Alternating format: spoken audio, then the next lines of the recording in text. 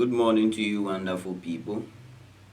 Another day is here again, and I'm grateful to God to have seen such a day and also to come your way with the newspaper front pages. My name is Kwame Apollo. If this is the first time you are watching us, this is Apenya Media, and the program's name is From the Papers. What we do here is to go into the newspapers for you, especially just the front pages, and bring you the trending issues, the issues that you would actually be hearing on your airwaves, especially today. It will be forming the major discussions, make the news headlines and co in the media for the day. So thank you for joining me for this update. As usual, the issues are in, and we are going to just take simple looks at them. Then we leave it for bigger discussions in the day.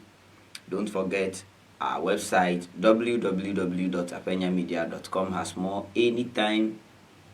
There is always news items and stories over there for you. And also, you can always visit this our Facebook page or our YouTube channel, Apenya Media, or also go to TikTok or anywhere on social media, and we are there to serve you with great content. Let me take a break and take a short message from my sponsors, Safred Global Services, and I'll be back for us to go into the papers, the issues for you this morning. Don't go anywhere. From anywhere in the USA to anywhere in Ghana, we manage the entire shipping process, documentation, packing, shipping, warehousing, and final delivery. We will be with you all throughout. Simply place your order and relax. Your shipment is in safe hands. At Safred Global Services, we guarantee safe and timely delivery of consignments of any size. Trust us with your packages, crates, and containers for utmost satisfaction. Our customers always come first.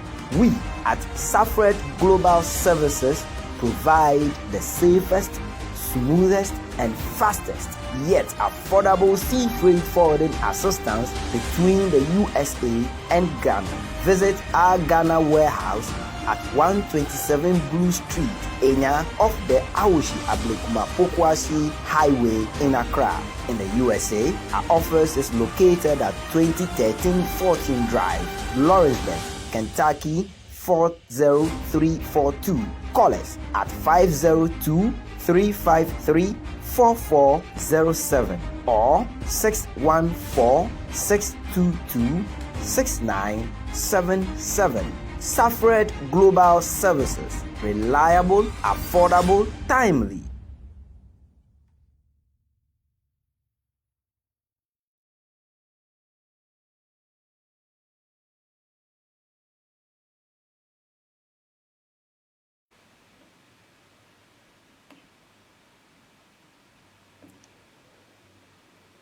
All right, now thank you, and it's time to go into the papers for you. You might have been hearing of you might have already been following some of the issues, and it's okay to just keep you reminded on them just as we do. Let's start from the Ghanaian Times. Now, since we've all forgotten these encroachment activities on the Ramsar sites at Sakuma now and all other some other places, but they are back to it. Now, this is what it says. The Ghanaian Times is reporting: Sakuma Ramsar site faces renewed encroachment. GRCC to demolish illegal structures. Now, I keep saying that for it will take serious-minded and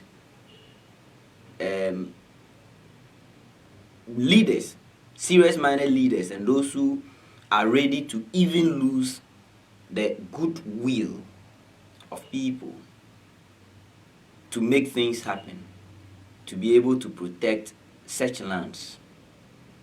It's the same thing with demolishing people who build on waterways and coal. It will not only take political will. Now, I remember that some time ago in a research, we've realized that people who were in the helm of affairs, those who could have made those changes, were afraid that they may lose political goodwill from the people. But for the Ramsar sites, I believe it is all about indiscipline and greed as a people. So indisciplined to know that this side and this side does not belong to you. Is it not interesting to have people who do not pay heed to that? I remember when the former regional minister, who they used to call the bulldozer, decided to go on such a mission and the problems he faced. And so it's not just about people building where they are not supposed to be. Some of these people were even sold these lands. They bought it from certain landowners, landlords, people who claimed those lands belonged to them. I don't know if it is also an issue of people not knowing that that's a Ramsar site. Anyway, sometimes you see people even crying for those whose buildings were demolished. It's not easy. Anyway, let's go on. Foreign Affairs Minister engages South Africa over xenophobic attacks. And seeing some of the videos, I said it yesterday here, that South Africa's constant attacks on foreigners, in fact, African foreigners on their land is a complete disgrace. It's a big disappointment. You think of it and you don't even get it. South Africa. I'll play President John Dramani Mahamad's voice for you. Something he said before on these xenophobic attacks. I'll play it for you. But I just thank God that the Foreign Affairs Minister was quick to come in on this issue. Some of the videos we've seen, I've seen a Ghanaian brutally being beaten. He's been asked to go to their country and get it developed and leave their country alone. I said it yesterday, I don't know what exactly is in South Africa that people will be taking the risk. If you are going there, I have been saying this, even going there for holidays, you should, as a foreigner there, go with police. Sure. So you have to seek your own protection. The country is becoming dangerous for black Africans, for African foreigners. And when I saw that video, for one of them, I saw a lady, I don't know who she was, talking to the person who said he was a Ghanaian. He said, look, go to your country, leave our country alone. I didn't see violence in that one. There was another one where I saw these young people beating another man. And all they are saying is for the guy to leave. There was some still photos that came out yesterday where we were being told, I got into it a bit, where we were being told that was a Zimbabwean woman. A Zimbabwean woman who sells food there somewhere in South Africa. And then a South African man came to buy from her. After eating, pay is becoming a problem. All he has to do was to pick up a gun, shoot the woman 3 times in the throat, and that is the end. I don't know how truthful it is, because some people came out to say even the man is also a Zimbabwean. So that may actually go beyond xenophobic. But it's becoming very dangerous to be a foreigner, in fact, a black foreigner, because the white foreigners are free. You see South Africa, you see the hypocrisy. The black foreigners are in danger, and the white foreigners, they are free. Because they will tell you they are even our brothers. That is it. The South Africa that, look, even if they will do this, Nigeria, Ghana, Zimbabwe, countries who have given their people refuge in times of this apartheid, where people are even banned from their own countries, and some of them have to go to exile. These are some of the countries they chose to go to. South African students even contributing money, and Nigerian students contributing money to send to South Africa. Today, imagine what they are doing to Nigerians, to Ghanaians, to their own Zimbabweans, to their neighbors with. South Africa wants to stay in South Africa all alone, then that is fine. Again, let the people look. It's not just about let's move the people back to Ghana. Let's move our people. If it is possible, I don't know if it is possible, but if it is possible, let's just move our people. Especially those into trade. Because what the South Africans are saying is that foreigners are taking over their jobs. For some of them, they will even tell you that foreigners are selling drugs. And I laughed at those kind of comments, because who are the ones buying the drugs? Your country is ripe for the business. Your people are buying drugs. It's in high demand, and so they have to be sold too. The problem should not be only those who are selling. Of course, I agree. Those who are selling the drugs are also important. But you see, sometimes you go and do it to innocent people. Somebody who knows nothing about drugs. Anytime you talk about this, there are 2 things South Africans will tell you. Either the foreigners, the black foreigners, the African foreigners are selling drugs. Or they will tell you that, they are taking their jobs. If you are in your country and somebody comes from a different country to take over your job, you may be lazy. Sometimes, I don't get this. Well, so that is it. Court suspends NPA trial. So, I told you about that yesterday. GIS rescues 606 migrants, including 381 children in Kumasi crackdown. Now, these migrants are mostly the people who are the beggars. So, once it's about children, that's where my mind went to. Was it just yesterday, myself and a chief were talking about this issue? We're seriously talking about this issue because we saw a very large, and you see the buses coming in from the Togo border. These huge buses from Niger and Co. See them coming in, and sometimes I ask myself, I don't see them coming back. Not that they don't come back with me, I don't see those buses coming back.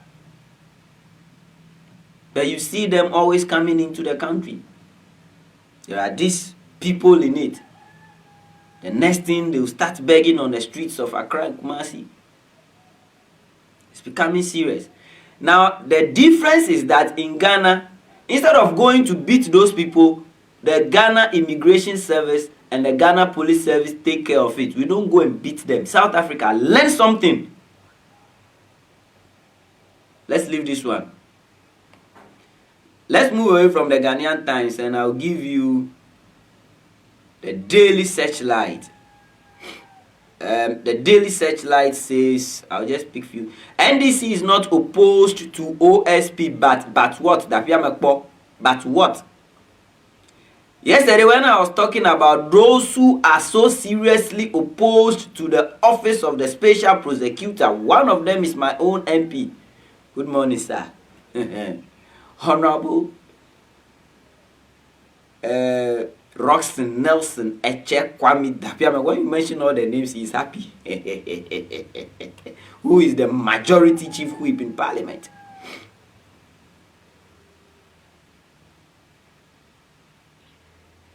Lawyer, why are you opposed to the OSP? You said, I don't get it that you are not opposed to it. You are. Some of you have even sent petitions for the OSP to be removed, the office to be scratched and all of that. You've done it.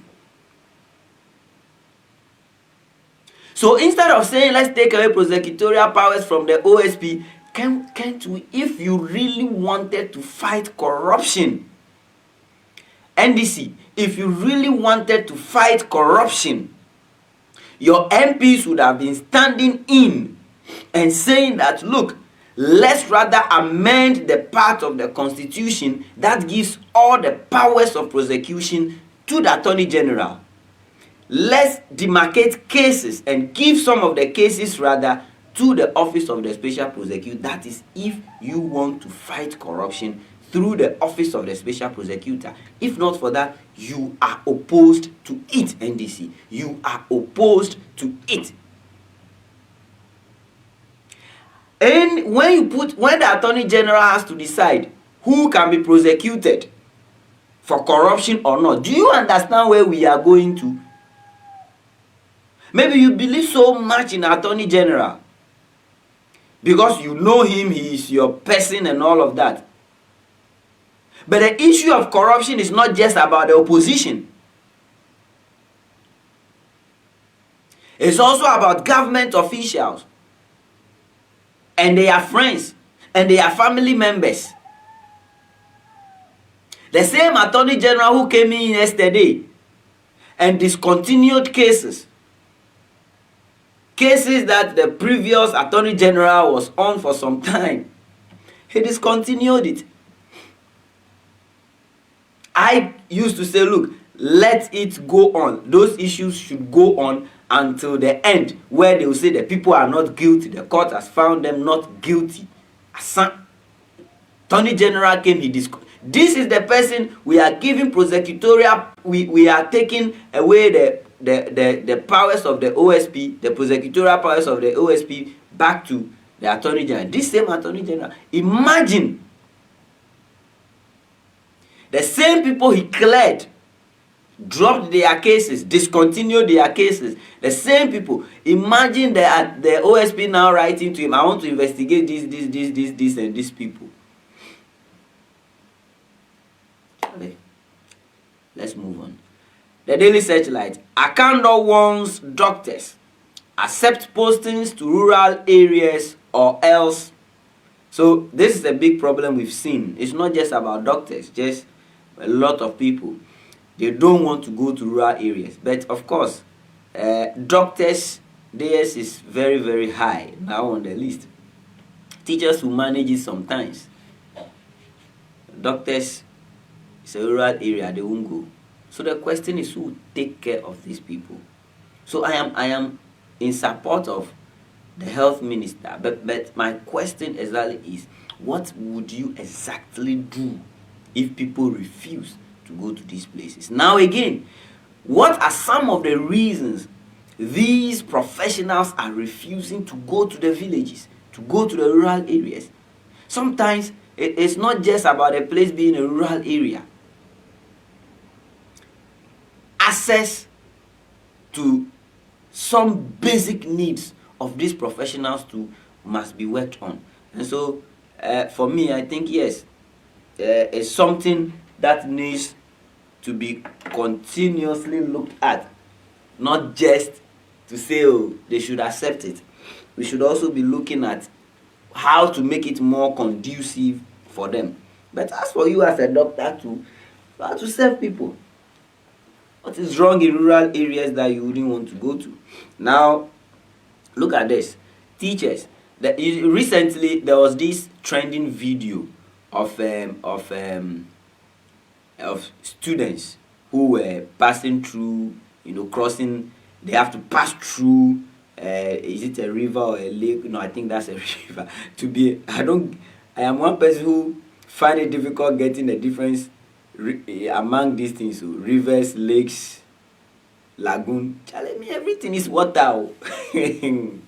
So you see, when we saw these children crossing the water, the river, or whatever it is, to go to school, and in crossing they have to go through it. So going through it is they are crossing it. Somewhere in whole West, and a lot of issues came up. You know the whole thing.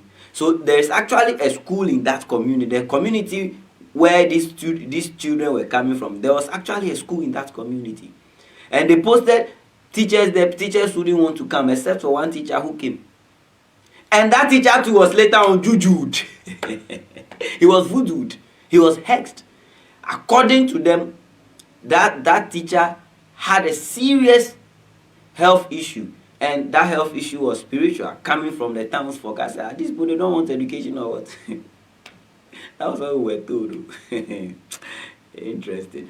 Anyway, let's move away from the Daily Searchlight and let's move to the Daily Graphic. Daily Graphic. Cabinet approves visa waivers for 3 countries. Wow, that's good. Visa waivers for 3 countries. Workplace HIV policy launched to improve healthcare access. Is it to give more opportunities to people living with HIV, or is it to be able to be testing them quickly? Test there is very important. Should be testing them quickly.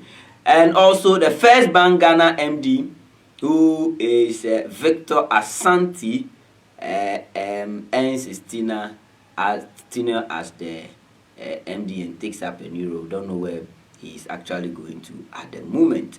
Let me give you the business analyst, because time has already been fast spent. The business analyst. Low wages pushing tanker drivers into Galamsey. NPA raises alarm. Then it means that people seeing there is money in armed robbery, because they are also being paid low wages in their various workplaces, should start going into armed robbery. If we make Galamsey illegal, and why of course Galamsey is illegal, this should not be an excuse. Low wages should not be an excuse for anybody. Arrest those people. Once you know that is what is happening, arrest them. OSP prosecutorial powers ruling undermines corruption fight. This is from Ghana Anti-Corruption Coalition. We talked about that, and there is nothing some of us to talk about anymore. IMF projects Ghana's debt to GDP to rise to 53% by 2026. I think that's by the end of 2026. Because of course we keep incurring more debt here and there. Archives. I saw something in the archives I was so interested in. Not the Adamus mine issue. Galamseyers conquer Atiwa Forest. Set up camps. As authorities struggle to contain menace. And look. The Atiwa Forest there, after we trade Bibi Kakra, it has become a place for Galamseyers like something. The Atiwa Forest there. After we trade Bibi Kakra Atiwa, no. But Charlie, these Galamseyers are not resting any moment soon. No, they are not. Afenyo Makin must go campaign escalates. I don't know where it is coming from. But who wants? Afenyo Makin has been one of my favorite MPs in Parliament. You don't like it, but please, sorry. He's been daily guide. Ghana must build economic buffers. That's from Nana Osei Ajayi. Nana Osei Ajayi. Ghana must build economic buffers. Court summons Yoko officials over seized gadgets. And this one is from the buffer stocks trial issue, right? Yes, Yoko and his issues. Trying as much. See, some institutions, well, Kumasi businessman bets girlfriend to death. Not even wife, girlfriend. The person cheats, the person boy say, hey, you go die. It's not easy. Anyway, Charlie, this will be the end of our papers and the whole review for you this morning. Woman beaters. People should be very careful. Women too, the kind of men who beat them are the ones most of them too like. Oh, yes, don't lie with the skinny ones like this. Oh, sorry for her. My name is Kwame Apollo, and like I promised you, I'll bring you the president of Ghana's just a few seconds video. It's old, but it's still relevant today. Something he talked about with regards to these xenophobic attacks. I'll see you tomorrow, Friday, God willing. Do have a nice day. Goodbye.